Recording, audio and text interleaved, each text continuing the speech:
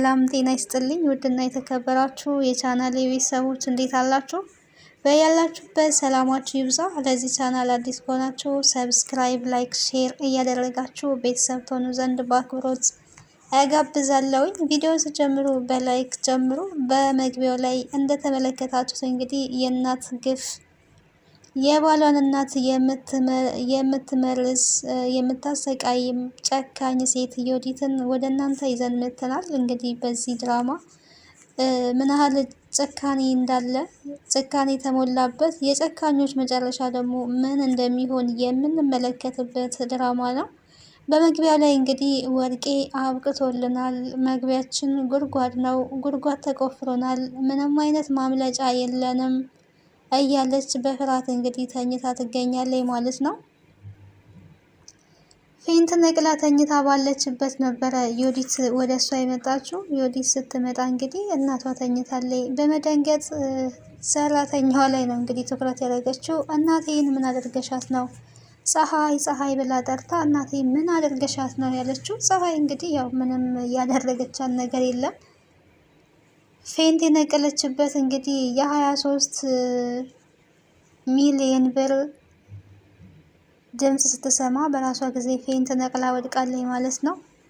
አጋሹ እንግዲህ እናማ ፌንት ያስነቀላት 23 ሚሊዮን የሚለው ሰምታ የማታውቀው ገንዘብ ፌንት አስነቅሏታል። ይሄንን ካላመጣሽ ግን ይሄንን ያደረግሽውን አማትሽ ላይ የልጅሽ ባል እናት ላይ ስታደርጉ የነበረውን አንቺና ልጅሽ የሰራችሁት ግፍ እያንዳንዱን ይሄንን ለፖሊስ እናስረክባለን፣ አለበለዛ ብሩን ማዘጋጀት አለብሽ ብሏታል። ይሄ ደግሞ በጣም አስደንግጧታል ማለት ነው። አንተ በአንዴ ተነስተህ ከ23 ሚሊዮን ትላለህ ወይ?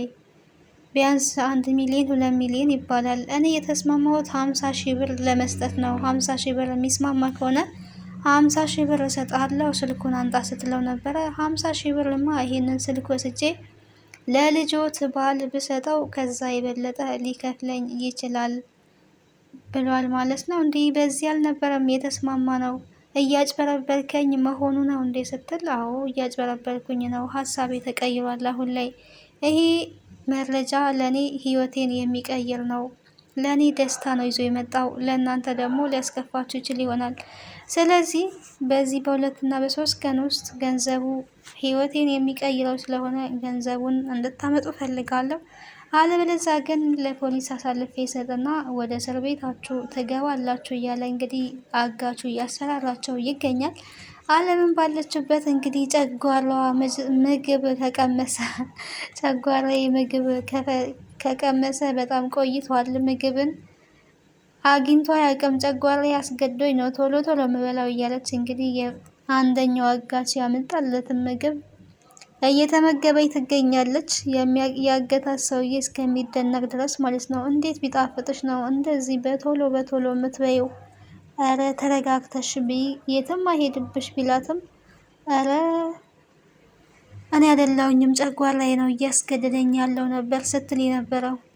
አጋቹ ግን አበላልሽ በጣም ስለሚያስቀና እስኪ ልቅመስልሽ ወይ ሲላት፣ አይ አብረኸኝ እንድትበላ ልፈቅድልህ አልችልም፣ ክፉ ሆኜ ግን አይደለም፣ ያው ረሃብ በጣም ስለራበኝ ነው፣ ላጎርስ ግን እችላለሁ ብላ ስታጎርሰው እንግዲህ ምግቡ ምንም እንደማይል የማይጣፍጥ ምግብ እንደሆነ ነው የነገራት። ለአንተ ነው ያልጣፈጠው እንጂ ለእኔ ግን ጣፍጦኛል፣ ለእኔ ቆንጆ ምግብ ነው፣ እንደዚህ አይነት ምግብ ከበላው ስንት ጊዜ በጣም ቆይቻለሁ በማለት እንግዲህ ምግቡን በመጠዳደፍ ነው የበላቸው። አንቺ ግን አሰሪሽን እንደዚህ ደፍረሽ ይህን ሁሉ መረጃ ስትቀጂ እንዴት ደፋር ብትሆኝ ነው ጉዳት ይመጣብኛል ብለሽ እንዴት አልፈራሽም? ሲላት አጋቹ እውነትን የያዘ ሰው አይፈራም። እማዬ ስታሰቃያቸው ምግባቸው ላይ መድኃኒት ስትነሰንስ እሳቸውን ለመግደል ቀስ በቀስ ስትሞክር ያንን ነገር አይቼ ማለፍ አልቻልኩኝም። የቀረ ሁሉ ይቅርና እሳቸውን ማዳን አለብኝ ብዬ ነው እስካሁን ስከታተል የነበረው።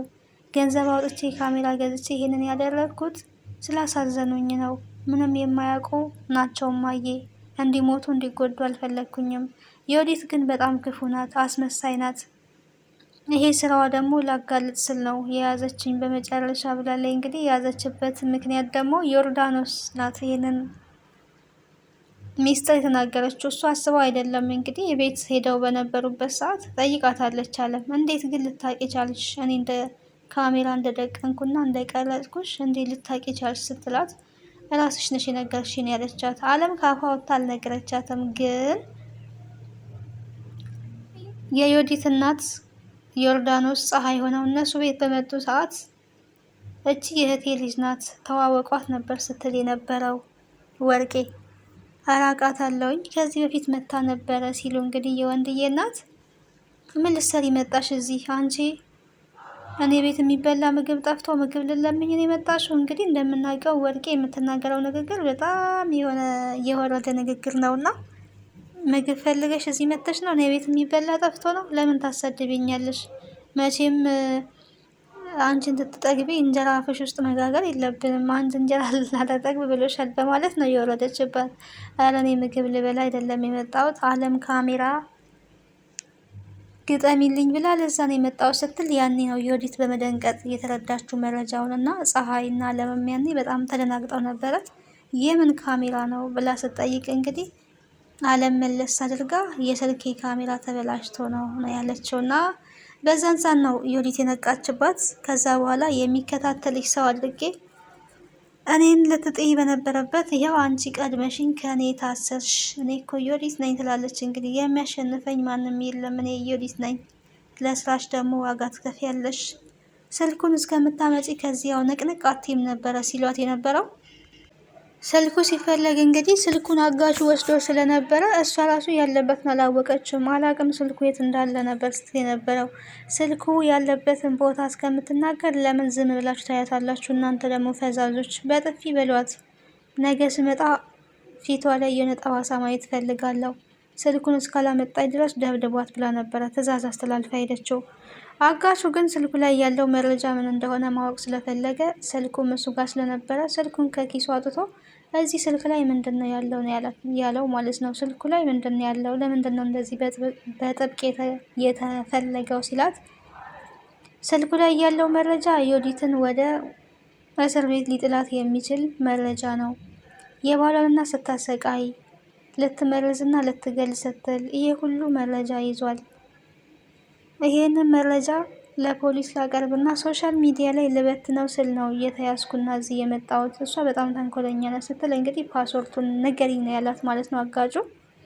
ፓስወርዱን ንገሪኝ አንተ ጋር ነው ስልክ ውስጥ ፓስወርዱን ብቻ ዝም ብለሽ ንገሪኝ ሲል እንግዲህ ፓስወርዱን ነግራ ከዛ ተከፍቶ መረጃውን አይቶታል። መረጃው በጣም ወንጀል እንደሆነ ስለተመለከተ አጋቹ እንግዲህ ያደረገው ምንድን ነው ቀጥታ ወደነ ወርቄ ቤት ነው ሄደው ማለት ነው። ቀጥታ ቤት ነው ሄደው። በቤት ሲሄድ እንግዲህ ወርቄ ስታይ እንዴ የቤት ድረስ ደግሞ ምን ልሰራ መጣት ነው ያለችው።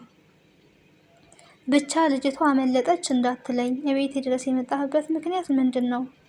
አይ አላመለጠችም፣ አስቸኳይ ጉዳይ ገጥሞኝ ነው የመጣሁት እንጂ እሷስ አላመለጠችው ነው ያለው። እና ምንድን ነው አስቸኳይ ጉዳይ የገጠመ ሲባል እንግዲህ ይሄ ስልክ እርሶና ልጆት የልጆ ባልናት ላይ ስታደርጉ የነበረው ተንኮልና ወንጀል የያዘው ስልክ ይሄ ነው። ይሄንን ነው ይዤ የመጣሁት፣ ይሄንን አግኝቼው ነው ያላቸውና ጎሽ እንኳንም አገኘኸው በላንጣው ሲባል እንግዲህ አይ ስልኮን አልሰጠውትም፣ ልንደራደርበት ነው። ስንት ይከፍላሉ? ስልኩ የያዘው በጣም ብዙ መረጃ ነው። ይሄ ስልክ ደግሞ ለኔ ጠቃሚ ነው ያለው ማለት ነውና ከዛ በኋላ 23 ሚሊዮን ብር 20 ሚሊዮን ነበር ያለው መጀመሪያ። 23 ሚሊዮን የደረሰው በወርቄ ልፍለፋ ነው። ኬት አመጣለሁ? አንተ አያት ቅድመ አያት ራሱ ይሄንን ገንዘብ ቆጥረው አያውቁም። ኬት ላመጣ ነው ይሄን ሁሉ ገንዘብ? እኔ ኬት አመጣለሁ?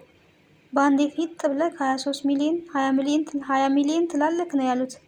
አይ ይሄንን የማያደርጉ ከሆነ እንግዲህ ወደ ህግ አሳልፌ እሰጣለሁ ነው ሲል የነበረው።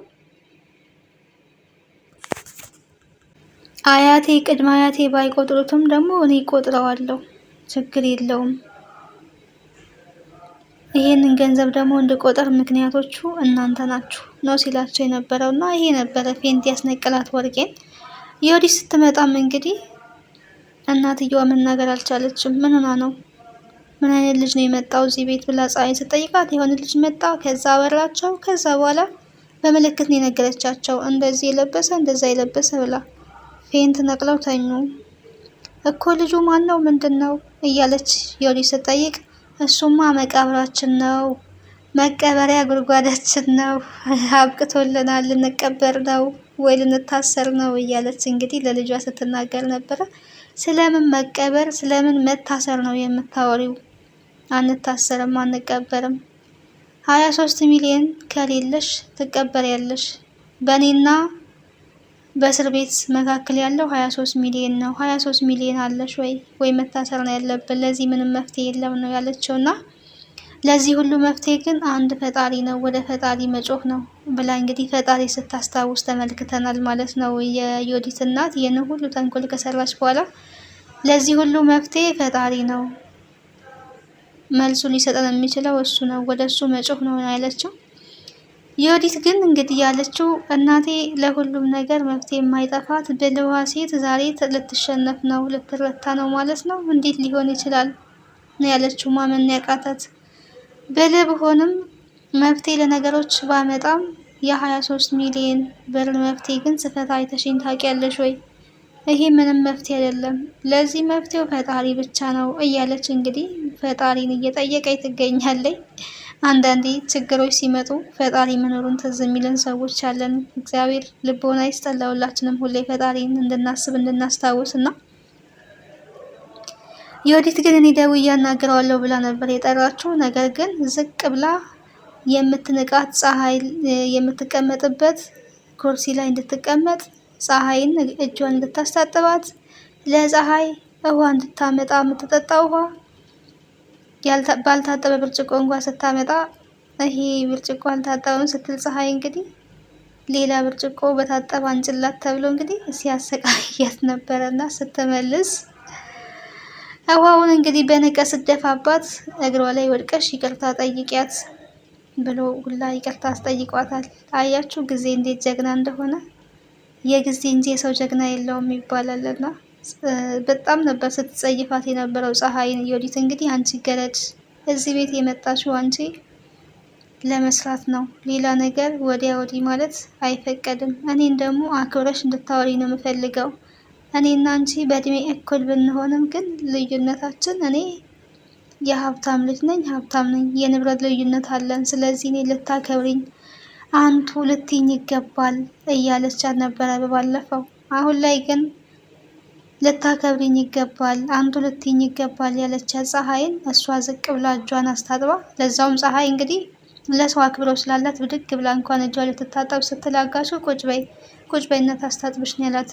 ውሃ እንግዲህ በንቀት በንዴት የብርጭቆ ኋላዋ ላይ ጠብ ሲል ይቅርታ ጠይቂያት፣ እሷ ለአንቺ ስራ ትሰራለች ማለት ሰው አይደለችም ማለት አይደለም፣ ልታከብሪያት ይገባል።